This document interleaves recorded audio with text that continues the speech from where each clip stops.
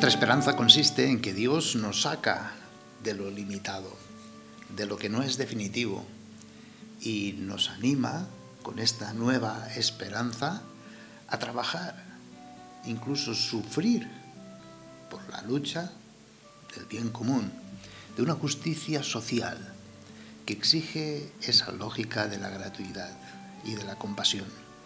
Y en nuestra peregrinación vamos dando testimonio de la gratuidad en el amor y de la compasión hacia el más necesitado, incluso hasta el sacrificio.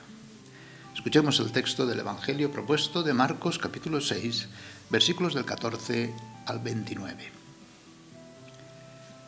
En aquel tiempo, como la fama de Jesús se había extendido, el rey Herodes oyó hablar de él. Unos decían: Juan Bautista ha resucitado, y por eso los poderes actúan en él.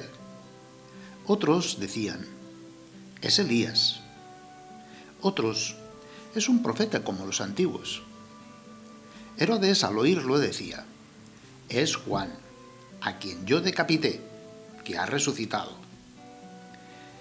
Es que Herodes había mandado prender a Juan y lo había metido en la cárcel, encadenado. El motivo era que Herodes se había casado con Herodías, mujer de su hermano Filipo, y Juan le decía que no le era lícito tener la mujer de su hermano.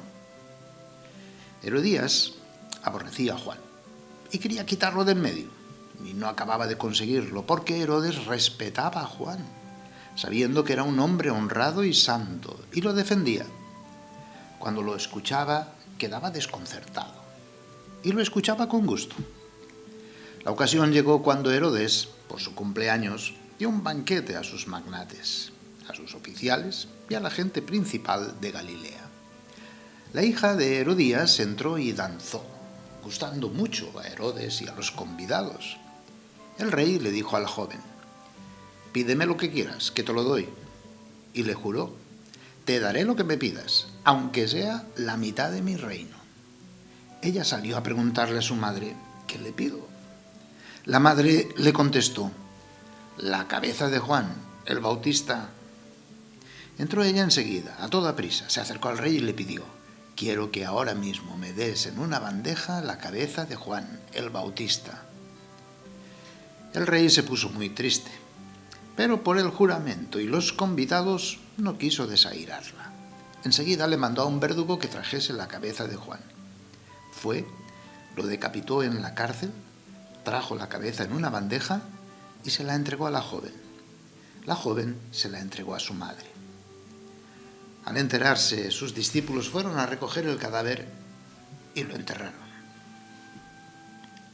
Te pedimos, Señor, tu gracia abundante, para que nos ayude a seguir el camino de tus mandatos y así gocemos de tu consuelo en esta vida y alcancemos la felicidad eterna.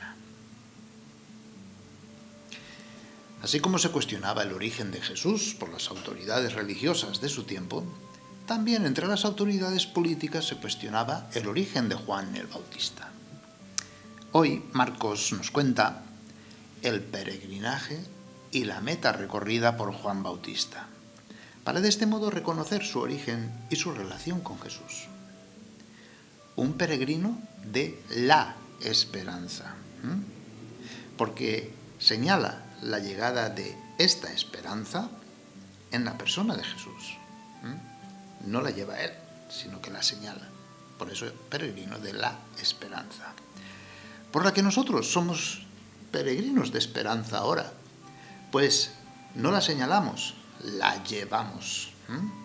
No la esperamos en el futuro, ya la gozamos y la compartimos en el hoy, aquí, ahora, en el presente, ¿sí? Aunque sea en forma de semilla. Su crecimiento definitivo será en el reino de los cielos, pero ya la tenemos. San Lucas nos relató su nacimiento, su vida en el desierto, la predicación de Juan. San Marcos nos habla de su dramática muerte en este Evangelio del texto de hoy. Juan Bautista comienza su predicación bajo el emperador Tiberio, ya por los años 27, 28 después de Cristo. Y a la gente que se reúne para escucharlo la invita abiertamente a preparar el camino para acoger al Señor. a enderezar los caminos desviados de la propia vida a través de una conversión radical de corazón. Pero el Bautista no se limita a predicar la penitencia, la conversión, sino que, reconociendo a Jesús como el Cordero de Dios, que vino a quitar el pecado del mundo, tiene la profunda humildad de mostrar en Jesús el verdadero enviado de Dios, apartándose a un lado para que Cristo pueda crecer, ser escuchado y seguido. Como último acto, el Bautista testimonia con la sangre su fidelidad a la ley, a los mandamientos de Dios, sin ceder ni retroceder, cumpliendo su misión hasta las últimas consecuencias. Un monje del siglo IX, San Beda, en sus homilías decía así: San Juan dio su vida por Cristo, aunque no se le ordenó negar a Jesucristo, solo se le ordenó callar la verdad. Así, al no callar la verdad, murió por Cristo. ¿Por qué? Porque Cristo es la verdad. Precisamente por el amor a la verdad no admitió componendas, no tuvo miedo de dirigir fuertes palabras a quien había perdido el camino de Dios. Meditemos sobre esta gran figura, este peregrino de la esperanza. Esa fuerza en la pasión, en la resistencia contra los poderosos. Preguntamos, ¿de dónde nace esta vida apasionada? Esa interioridad tan fuerte, tan recta, tan coherente, entregada de modo tan total por Dios y para preparar el camino a Jesús, a la esperanza. La respuesta es sencilla. Todo parte de la relación con Dios. Esto es, de la oración, que es el hilo conductor de toda la existencia del Bautista. Juan es el don divino durante largo tiempo invocado por sus padres, Zacarías e Isabel. Un don grande, humanamente inesperado, porque ambos eran de edad avanzada e Isabel era estéril. Pero nada es imposible para Dios, como el ángel le dijo a María. El anuncio de este nacimiento se produce precisamente en un lugar de oración, en el templo de Jerusalén. Más aún se produce cuando a Zacarías le toca el gran privilegio de entrar en el lugar más sagrado del templo para hacer la ofrenda del incienso al Señor. También el nacimiento del Bautista está marcado por la oración, el canto de alegría, de alabanza, de acción de gracias que Zacarías eleva al Señor y que rezamos los sacerdotes cada mañana en laudes. El Benedictus exalta la acción de Dios en la historia. Indica proféticamente la misión de su hijo Juan: preceder al Hijo de Dios hecho carne para prepararle los caminos. Toda la vida del precursor de Jesús está alimentada por esa relación con Dios. En especial el período transcurrido en regiones del desierto, regiones desiertas que son lugar de tentación, pero también lugar donde el hombre siente su propia pobreza porque se ve privado de apoyo, seguridad humana, material, y comprende que el único punto de referencia firme es Dios mismo. Pero Juan Bautista no es solo un hombre de oración, de contacto permanente con Dios, sino también una guía en esta relación. El evangelista San Lucas, al referir la oración que Jesús enseña a los discípulos, el Padre Nuestro, señala que los discípulos formulan la petición con estas palabras: Señor, enséñanos a orar, como Juan enseñó a sus discípulos. El amor a Jesús, a su palabra, a la verdad, pensemos esto, no admite componendas. La verdad es la verdad.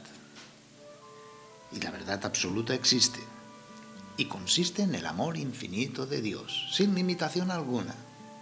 Y todo aquello que no sea amor es mentira. Y es componenda. Nuestra vida cristiana, sepámoslo bien, exige la misma fidelidad, pero una fidelidad cotidiana al Evangelio, a la gracia de Dios, al amor de Dios, a una costa del martirio. Mateo describía el martirio como una buena bienaventuranza, como un signo del reino de los cielos. Y es que debemos recordar que la dimensión esencial del cristiano es la esperanza en el reino, pero de los cielos. Empieza aquí, ciertamente, en la realidad del amor cristiano, que no en poderes espectaculares, sino milagros, sí, pero de amor. Sin la promesa del reino, el martirio sería un fracaso, masoquismo absurdo o alienación social.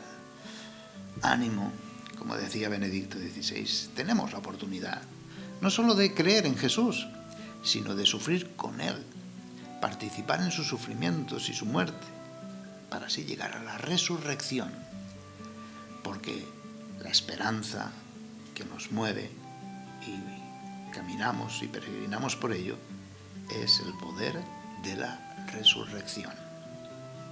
Contemplemos esta mañana a Jesús y también a Juan el Bautista, que le reconoce como el Mesías, el Rey, el Cordero de Dios que quita el pecado del mundo, el Hijo de Dios.